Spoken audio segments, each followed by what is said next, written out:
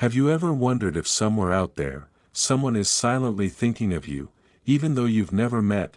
Today's story, here at Gentleheart Stories, will take you on a gentle journey like that. If you believe in the invisible threads that connect hearts, don't forget to click subscribe, so we can hold on to these precious moments together. Now, let's sit down and listen to the story of a letter to someone I've never met. My life now consists of long, monotonous days, with nothing new or exciting. I am Edward Whitmore, an old man living alone in a small, old house on the outskirts of Boston. This house is neither big nor beautiful, but it's where I've lived for so many years. It used to be the home of me and Margaret, my wife. It's hard to describe the pain of looking at this house without her by my side. I can still vividly remember the days when we lived together, hand in hand, walking in the garden behind the house, talking about simple things full of love. But now, all those memories are just faint recollections in my mind. It's been so many years since this house has had laughter, only me and the silent walls, no one to share with. Each day, I wake up, look around, and feel the loneliness seep into every corner of the house. The long days seem endless, and I don't know how to escape this loop. Looking out the window, I see the other houses in the neighborhood. But they all have people in them. They are happy, surrounded by family and friends. But me, every day I wake up, it's just me. No one checks in, no one talks to me. And I've grown accustomed to it. Little by little, loneliness has become my companion. At times like this, I wonder how much longer my life will last. Does anyone remember me? Or am I just a ghost quietly existing in this house, with memories too distant to touch? But I can't leave. This house is all I have left, and it holds all the memories of me and Margaret. Every morning, I start my day by brewing a pot of Earl Grey tea, the kind Margaret loved. I remember how she used to laugh when I couldn't brew tea as well as she could. But I still made it, knowing I could never replicate the taste of tea she made. And so, I stood in the kitchen, took a deep breath, and closed my eyes, imagining that she was still standing next to me, doing these familiar things together. Once I finished brewing, I would take the cup of tea to the living room and sit by the window. Looking outside, I could see the tall oak trees swaying in the wind, their yellow leaves falling softly to the ground. This sight made me feel peaceful, but also deeply lonely. My heart was empty. And even though I tried to focus on the beauty of nature, I couldn't stop thinking about the past. When Margaret was still here beside me, I often sat there, not in a rush, doing nothing, just letting my mind wander through the memories. The dry leaves rustling under the wind's touch created a familiar sound, one that I always found comfort in. Watching the oak trees shed their leaves in winter, I thought about the inevitable changes in life. The trees shed their leaves, spring comes and goes, and so do people. Relationships, the people we love, will eventually leave, leaving voids that nothing can fill. I didn't know how I would live in this house, but each morning, as I sat by the window with my cup of tea, I asked myself if I could find a reason to keep living, other than the memories of the past that were fading away. Since Margaret passed away, this house became a place of emptiness. I can't describe the pain of looking at the armchair where she used to sit every evening, the table where we ate dinner together. We had years of happiness, and I can't stop thinking about them. But now, all of that is just memories. No one sits there anymore, no laughter, no loving glances. This house became silent, like a living tomb, where memories never fade. I couldn't accept the reality that she was gone forever. Every night, as darkness fell, I felt like she was still somewhere in the house. There were times when I thought I heard her footsteps, but when I turned around, it was only the empty space. Every time that happened, I wondered how much longer I could live like this. I tried to go somewhere, do something to distract myself, but nothing could replace the absence of Margaret. This house became a cage, trapping me in painful memories. No matter how hard I tried not to think of her, every corner of this house reminded me of her. Every step I took in this house, every small sound, would bring back images of Margaret. Those days when we walked together, laughing under the sunset, now only remain in my dreams that will never come true. Every day, I had to face this loneliness, and it only became heavier with time. My children have grown, and they have their own lives. I don't blame them, but sometimes I can't help feeling left behind. They have families, careers, relationships that I cannot be a part of.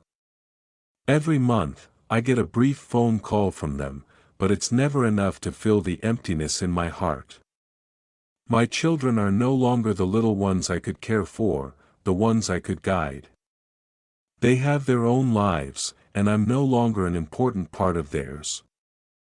I don't want to bother them, but I feel more alone than ever. Their calls are precious moments, but they are too short, not enough to soothe the sorrow in my heart. I remember the old days when they were little, and I could play with them in the garden, tell them stories before bed. Now, those laughter only remain in my memories. My children no longer need me. Although I understand that their lives cannot stop just because of mine, I can't stop feeling forgotten. A part of me wants them to come back, so I don't have to live like this. But I know that's impossible. They both have their own lives, and I'm left here alone in this house, with seasons passing silently. Everything is so quiet. Even the ticking of the clock on the wall doesn't feel familiar anymore. Every afternoon, when the clock ticks steadily, I feel like I'm living in a dream, where everything is frozen. But one day, I suddenly realized that I couldn't keep living in this silence forever. And then, a strange thought came to my mind: why not try writing a letter to someone I've never met, but maybe someone who will listen to me?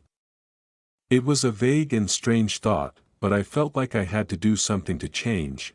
I don't know why I thought of writing a letter, but something inside me urged me to take action. Writing a letter wasn't just about recording my thoughts.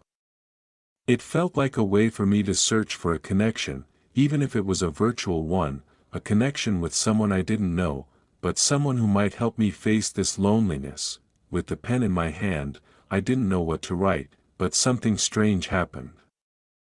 The first words just flowed out of me without needing much thought. "To my future friend," was the first line I wrote on the paper. Simple words, nothing special, but they felt like a message from the bottom of my heart.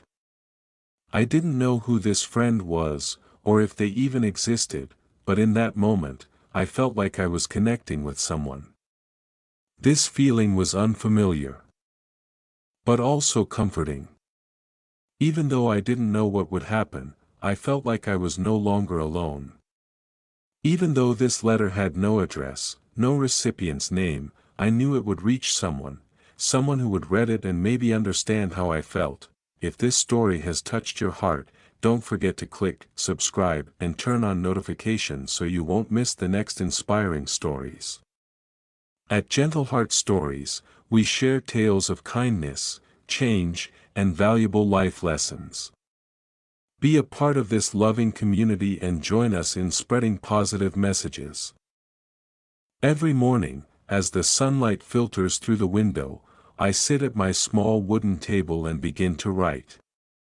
Writing letters has become an essential part of my life, a habit I created to fight against loneliness.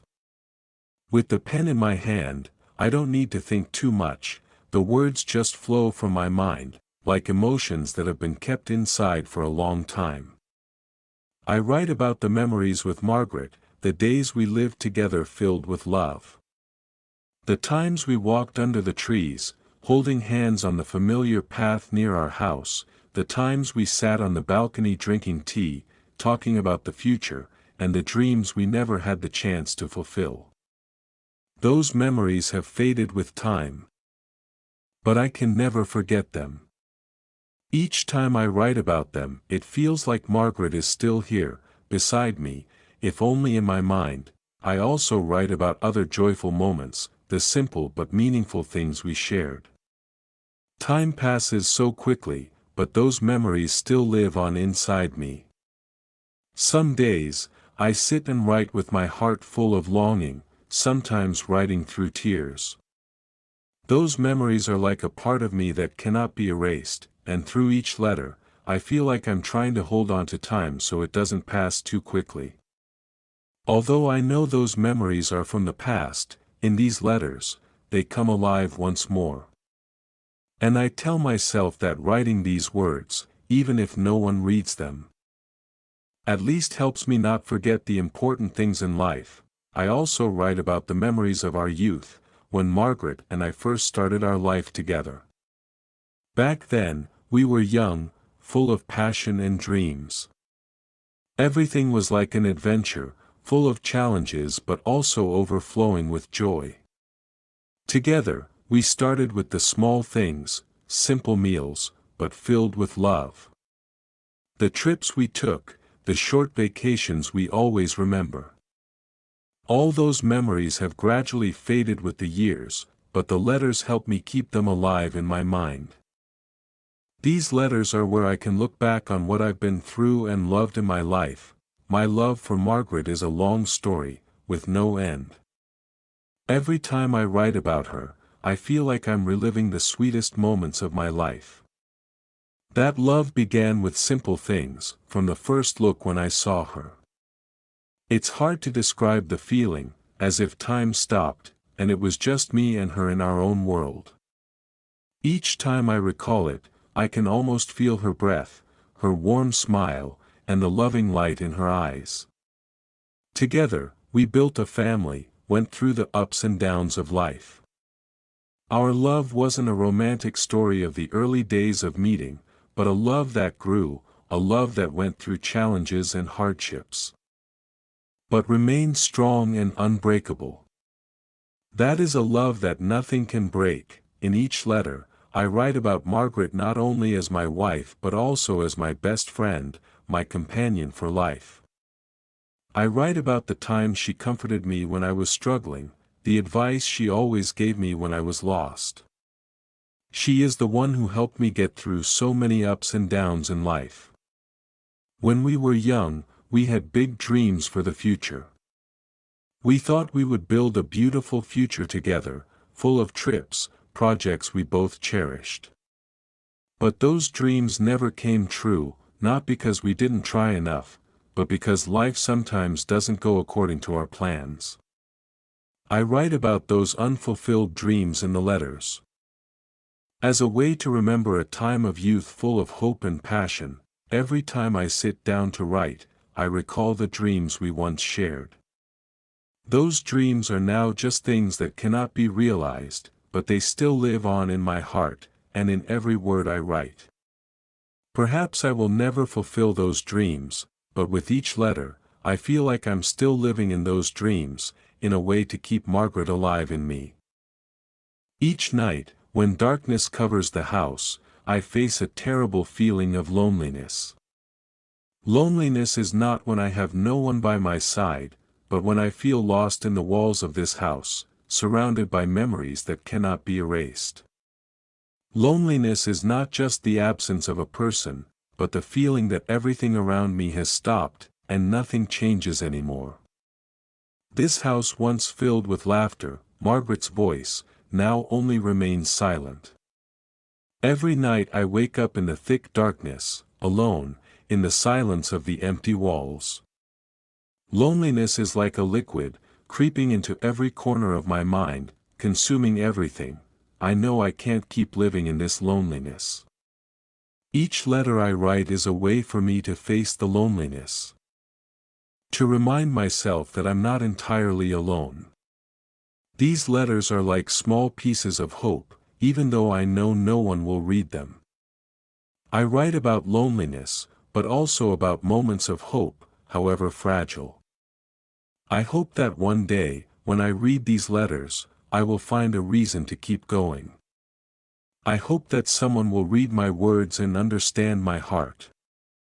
Every night, when I pick up my pen to write, I'm not just writing about loneliness, but also writing about hope for a brighter tomorrow.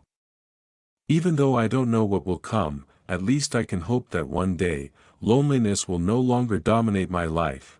After finishing each letter, I carefully fold them and place them in an old wooden box that I've had since I was young. This box was once a gift from Margaret on one of my birthdays, and it has become a place where I store our precious memories. Even though it's old, I keep it because it's tied to beautiful memories. Every time I look at that box, I feel like I'm holding on to a part of the past, a part of what's been. I carefully place each letter inside, and every time I do, I feel like I'm putting a piece of my soul into that box. Those letters are like precious stones, each one a piece in the puzzle of my life. In the journey I've walked with Margaret, each day, writing letters has become a sacred ritual I can't skip. It's not just a simple activity I do to pass the time, but an important part of my life. Writing letters has become a small yet strong thread, helping me connect with the world outside, even though I know no one will receive these letters. The letters are not just confessions, but a bridge between me and a world I've gradually lost touch with. Even though no one will read them, I still believe they have value. They are my way of confronting pain, memories, and more importantly, they're a way for me not to drown in loneliness. Writing letters helps me feel that I still exist, that I still have a voice, even if it's just from deep within my heart. Sometimes I wonder who will read these letters. Will these words ever reach anyone, or will they remain in the old wooden box, like a forgotten part of the past? But despite everything, I still believe that one day, someone, some strange heart, will read these words and feel what I am going through. Even though I don't know who they are, I believe these letters will have value, even if it's just a small part of someone's journey, someone seeking comfort, connection, just like I once did. These letters are not just the confessions of an old, lonely man, but traces of a life.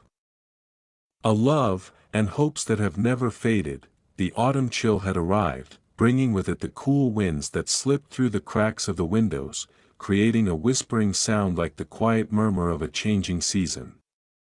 The light faded, and night fell earlier than usual. The cold was not only a sign of the changing weather but also a signal of the changes to come in my life. October, the final month of autumn, always brought a sense of unfamiliarity and deep reflection. Every year, at this time, I felt as if I were standing at a crossroads, as if life were preparing to change in some unpredictable way. Autumn always had a strange pull on me. The coolness of the afternoon reminded me of the passing days, of the memories with Margaret, and of the silence in the house. I often sat by the fireplace on such autumn afternoons, feeling the warmth of the crackling fire while the autumn winds howled outside through the cracks in the windows. On days like these, the house grew even quieter, as if everything in the world were silently waiting for something to happen. Even I felt quieter, lost in thoughts about the past and the future. By now, I was accustomed to spending such afternoons tending the fire in the hearth. It was a simple task, but it brought me peace. The scent of burning wood filled the air, and the flame flickered, sometimes strong, sometimes weak, creating a sense of warmth that shielded me from the cold outside. Every time I added more logs to the fire, I felt as though I were breathing a little more life into the house, as if I were trying to infuse a bit more warmth into the air, trying to hold on to something that wouldn't slip away with time. But today, as I busied myself with the task, something unexpected happened. a soft knock on the door echoed through the stillness of the house. Like a small heartbeat in the quiet space. I didn't expect anyone to visit me at this hour. My house was quite isolated from the nearby neighborhood, and no one passed by at this time. The whole suburb was mostly empty, with only old houses, and no one came unless there was something important to do. I stopped and listened again, and this time, I was sure I hadn't imagined it. The knock was faint, almost hesitant, as if someone was reluctant to make too much noise. I walked to the door, my mind wondering who could be visiting me on an autumn afternoon like this. When I opened the door, a cold gust of wind from outside made me shiver.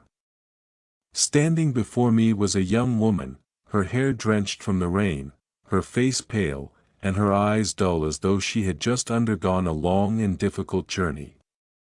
She stood at the door, her hands trembling from the cold, her shoulders shaking lightly from the chill she couldn't escape.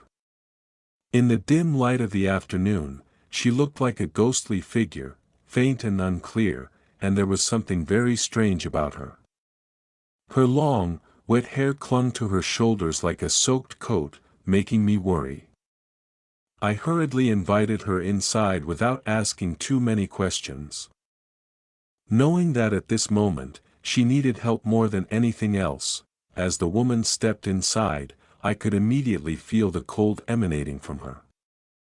She wore wet shoes, and each step she took echoed heavily in the warm room.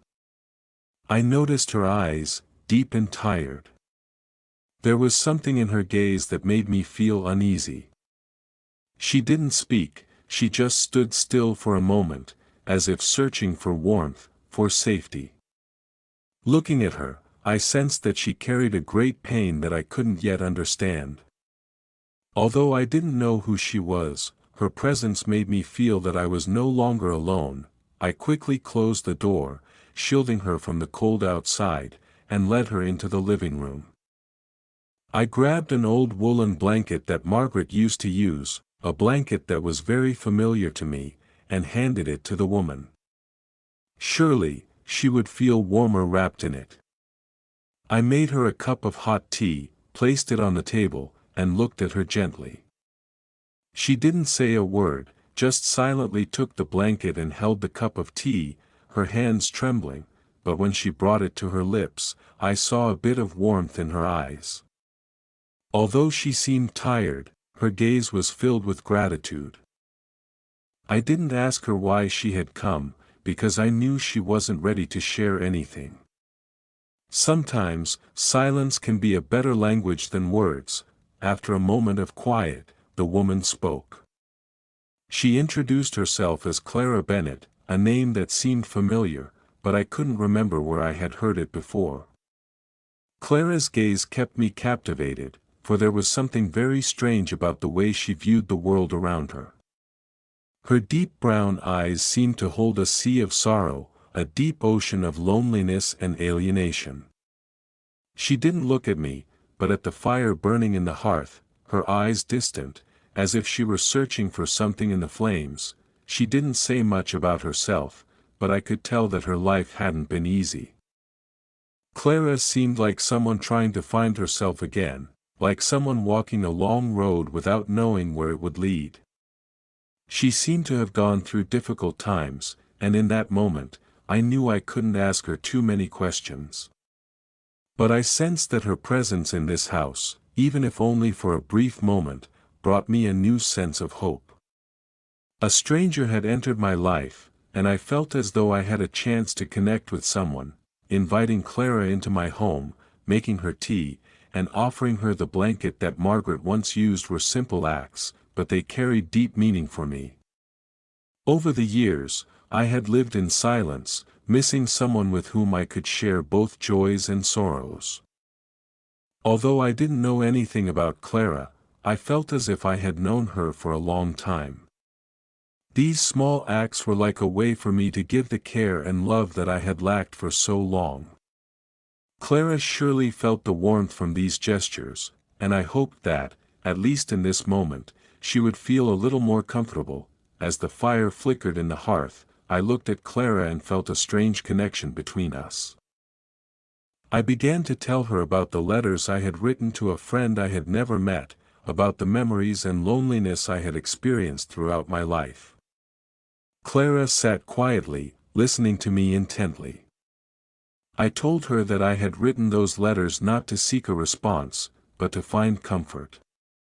The letters were my way of facing the loneliness inside me, even though I knew they would never reach anyone. But in that moment, as I shared this with Clara, I felt as though the letters weren't meaningless. Clara was the first person I had shared this story with, and in her gaze, I saw something understanding, a kind of empathy I had never experienced before. If you feel that this story has touched your heart, don't forget to hit subscribe and turn on notifications so you won't miss the next inspiring stories. At Gentleheart Stories, we share tales of kindness, change, and valuable life lessons. Be a part of this loving community and help us spread positive messages. When I told Clara about the letters I had written over the years, she listened silently, her eyes shining as if she wanted to absorb every word I spoke. After a while, Clara gently asked, "Could I read one of those letters?" I didn't hesitate, as I sensed she wasn't just seeking comfort, but was also trying to understand the emotions I had long kept hidden. I handed her the first letter, the one I had written to a friend I had never met. Clara sat closer to the fire, her fingers trembling as she held the thin paper, then began to read. The space grew silent, only the crackling of the fire breaking the stillness. She read each line, her eyes filled with an emotion I couldn't quite describe. She didn't say anything after finishing the first letter. But then, she asked if she could read another letter. I looked at Clara, sensing the curiosity and urgency in her gaze. She continued reading the letters, each one like a part of a memory being unfolded, sharing thoughts I had never shared with anyone before. These letters contained joy, sadness, loneliness, and the broken hopes I had buried deep inside. Clara remained silent, not rushing, not urging, just quietly absorbing each word, as if she were accepting every fragment of my life, piece by piece. We sat like that, quietly by the fire, she reading, and I just watching, feeling a strange connection between us. The night fell as she finished reading the letters, and when she looked up at me, the light from the fire cast soft shadows on her face, as if the light was trying to illuminate the dark corners within her. Outside, the autumn air grew colder, but inside the small house, everything was warm. The night passed, and I felt as though I had shared a very important part of myself with this girl. Even though we had just met, and despite her youth, after placing the letter down, Clara sat in silence for a moment, her eyes fixed on the fire as if searching for something within it. Finally, she spoke, her voice low and slightly choked, "Uncle Edward, thank you for sharing these letters with me. But because of these letters, I want to tell you my story." Clara paused as if trying to gather enough courage to say the next words. She lowered her head, her hands twisting together, as if thinking about how to begin. I didn't rush, I just silently observed her, waiting for her to open up. I don't know where to start," Clara continued, her voice trembling slightly. "I've just gone through a very tough time. Recently, I lost both my job and my family. The loss came so quickly, I wasn't prepared for it. Everything changed in such a short time, and I don't know what to do anymore." She paused, her eyes seemed to shine with pain, as if the memories of those difficult days were still too close, still sharp enough to hurt her. I sat there, listening to her every word. Clara explained that she had once had a stable job at an advertising company where she felt valued and appreciated. But then, everything changed when she was laid off during a major staff reduction. For the first time in her life, Clara felt like she had fallen into a deep hole, with no foothold. Everything slipped through her fingers in an instant. She had tried to find another job, but all her efforts had failed. Soon after, her relationship with her family began to fall apart. She felt abandoned, lost, and unsure where to seek comfort. "I feel like I have no one left to cling to," Clara said, her voice full of hurt. "Family is no longer where I turn to when I'm tired, and work is no longer something that makes me feel valuable. I don't know where to go or what to do." Her words pierced my heart. I could clearly see the despair in her eyes, as if the whole world had turned its back on her. I couldn't change her past, but I wanted her to know that in this moment, she was not alone. I tried to find words of comfort, but I knew that sometimes words are not enough to soothe the pain she was carrying. After Clara shared her story, I sat there quietly, reflecting on everything she had said. I realized that Clara had not only lost material things, but she had also lost her connection with herself. She no longer knew where home was, where to find solid ground. The things that had once given her stability and security had suddenly collapsed, leaving her exposed in a world where she could no longer find her way.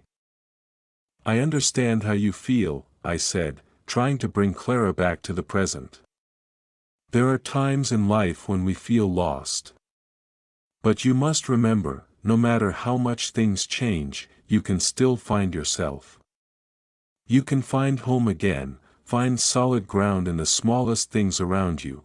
Clara looked up at me, her eyes full of doubt. I could see that she didn't fully believe my words, but I couldn't let her continue to sink into despair. "Every day is an opportunity for you to rediscover yourself," I continued, trying to encourage her. "You will never know how far you can go unless you dare to take a step forward." She silently looked at me, but I saw in her gaze a hint of empathy. Clara no longer felt like the only one facing difficult challenges in life. She realized that others were going through similar emotions, and that made her feel less alone. In the warm glow of the fire, Clara sat still, her eyes seemingly searching for something within the words I had written. I didn't rush, just silently watched her, feeling the movement in her soul through every word I had poured into those letters. My letters weren't literary masterpieces or flowery words. They were just simple confessions, humble thoughts, and sometimes clumsy expressions. But they contained a part of my heart. Those words were a connection between the past and the present, a way I sought comfort in loneliness, a longing to share with someone like Clara. Though she had never met me before, I sensed that each word in those letters had found a place to root itself in Clara's heart. Perhaps, to her, those words were like a sympathetic whisper from a stranger who felt strangely familiar, as if the pains I had written in them were once her own. She said nothing after finishing the last letter, but I could see the change in her. Her eyes were no longer filled with sadness as they were at the beginning. Instead, they held a glimmer of hope, as if she had found a part of herself in what I shared. Clara gently placed the paper down on the table, then looked back at me, and I saw in her eyes a deep sense of gratitude, an unspoken thank you. I realized that although my letters may have seemed like a small sharing, they had a magical power. Not only did they help me release hidden emotions, but they also eased Clara's sorrow to some extent. After she finished reading the last letter, the room grew quieter than ever before. Clara sat there, her eyes sparkling with an emotion I couldn't quite put into words. She said nothing, just silently gazed out the window, where the autumn wind still swept through the bare branches. It felt as if we had sat together like this for a lifetime, though we had only met a few hours ago. Truly, in that moment, I didn't feel the distance between us. There was no difference between age or the life events each of us had gone through. We were just two people, two souls yearning to share, to connect. We both had our own stories, but when we sat together, we shared our pain like old friends who had known each other for a long time. I saw Clara no longer as a young girl lost in the world, but as a friend seeking comfort in a world where she felt out of place. And I, in those moments, was no longer a lonely old man, but a man who had found empathy, a man sharing his deepest thoughts with a true friend. We sat there, talking about things that seemed small but held great meaning. Clara told me about the dreams she once had, the hopes shattered by life's events. She spoke of the people she had lost, the hopes she had buried. I told her about Margaret, the sweet memories, and the lonely days I had gone through since she passed away. We shared joys, sorrows, unfulfilled dreams, and disappointments. And in that moment, I realized that we, though from different generations, had found common ground, understanding, sharing, and sincere affection. We were no longer strangers. We were friends, people who could trust one another to open up, share, and heal the wounds within. As the night grew late and the fire in the hearth began to die down, I sat there, silently watching Clara, reflecting on all that had transpired that evening. And then, like a sudden revelation, I realized something I had never thought of before. All these years, I had written these letters not only to relieve my own loneliness but also to share with someone I had never met, Clara Bennett. Everything became clear, as if every moment in my life had led to this moment, to meeting her, to her becoming the person I had silently written to all these years. My letters weren't just words written for an imaginary friend. They were messages to Clara, even though she hadn't appeared in my life until now. In every word I wrote, I had sent a piece of my emotions, my sorrows, my hopes, my dreams, and my loneliness. Each letter was a door opening, allowing me to move beyond my own limits, so I wouldn't have to face loneliness alone anymore. And now, as Clara sat before me, I realized that I no longer needed to write letters. Clara was the answer to all the letters I had written. She was the friend I had been waiting for. And those letters, though they couldn't replace all I had lost, had given me something more precious, a real connection, a sincere relationship, not just words on paper but a sharing from the heart. Clara was not just the receiver of the letters, she was the missing part in the story I had been writing all these years. And I knew my life would never be the same again, it would no longer be lonely. Since Clara entered my life, my small, old house has no longer been quiet and lonely as it once was. Every afternoon, when the last golden rays of the day begin to fade and the autumn breeze gently blows through the window, Clara stops by. She doesn't announce her arrival, she just appears like a familiar figure, bringing light and warmth. The house, once accustomed to silence and piles of letters, is now filled with laughter and life. Clara is not just a simple friend, she is a part of my life, an essential part, like the beat of my heart, like the breath I didn't realize I had been missing until she was by my side. Every time Clara comes, we spend time together drinking tea and sitting by the fireplace. Sometimes, we don't say anything at all, just sitting in silence, enjoying each other's presence. There are days when Clara brings food that she made herself, simple dishes, yet full of love. I remember once, she brought me a pastry she had baked. When I took the first bite, the sweetness and fragrance of it made me feel like I was transported back to the old days, when Margaret used to sit here, making simple dishes filled with love. Sometimes, we also take walks in the small garden behind the house, where wildflowers grow, and then sit on the soft grass, talking about simple yet meaningful things. Clara reminds me that in life, it is the little things that truly bring lasting happiness. One of the habits we started was sitting down together to reread the letters I had written. These letters had become a part of my memories, of the life I had lived and the emotions I had faced. Clara loved sitting next to me, reading the old letters. Sometimes, we laugh out loud at my naive and clumsy words, but there are also moments when we fall silent, moved by the emotions in them.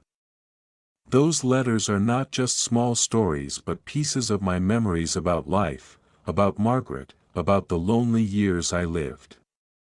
Clara, with her open heart and understanding, always listens and shares those feelings with me.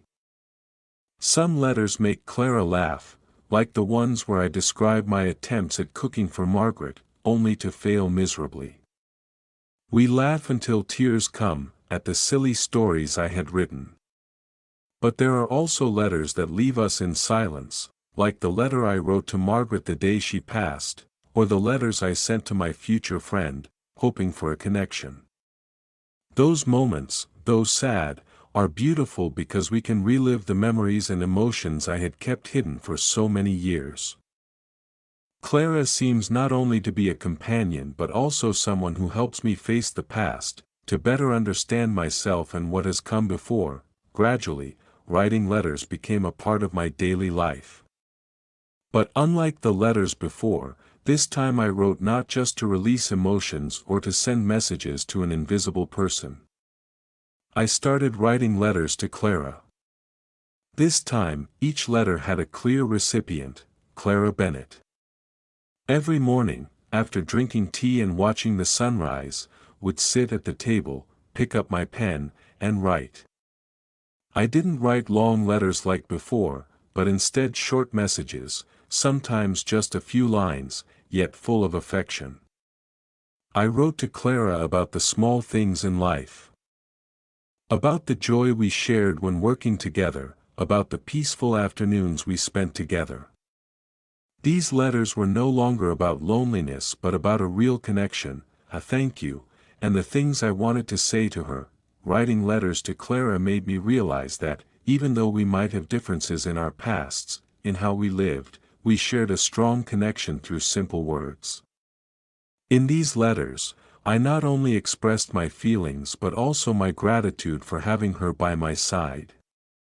Each letter was a reminder of friendship, of sharing, and of the good things in life. Clara was not just the recipient of these letters, she had become a part of my life, like a beloved one, a true friend I could trust and share everything with. My little house, once old and smelling of time, has gradually changed. Clara is not just a companion, she is also a teacher, showing me new things in life. She started helping me fix up the house. We cleaned, rearranged things, and even planted small lavender flowers beside the decaying wooden porch. Clara brought freshness to the house. Every morning, when I step out onto the porch, I can smell the gentle fragrance of lavender, like a peaceful greeting from life. Renovating the house was not just about changing the physical space, but also a way to heal my soul. Clara's small steps around the house brought a huge transformation in my life. The old walls, the cloudy windows, are now repainted, repaired, and brighter, warmer. The house is no longer a place filled with sad memories but a place where new stories begin, where moments full of hope unfold. Not only did Clara help me change the living space, but she also taught me new things in life. Clara's lessons were often simple but deeply meaningful. She taught me how to brew tea properly, how to make a strong cup of tea I had forgotten how to make. She taught me how to knit scarves, simple crafts I had never tried before. Sometimes, we would sit by the stove, knitting wool together, and talking about simple yet meaningful things. But Clara didn't just teach me simple tasks, she also helped me realize the changes in the world. She taught me how to use a smartphone, how to send messages with emojis I never fully understood. At first, I found it difficult, but gradually, I began to enjoy sending messages to Clara, just simple things like a smiling face or a tiny heart. The way Clara made me learn these new things made my life feel more interesting and colorful. These lessons not only helped me integrate into the modern world but also made me feel Clara's care and attention toward me, as the days went by. My small house seemed to come alive again. Every morning when I woke up, I could feel the change in my breath, in each step I took, in every story Clara and I shared.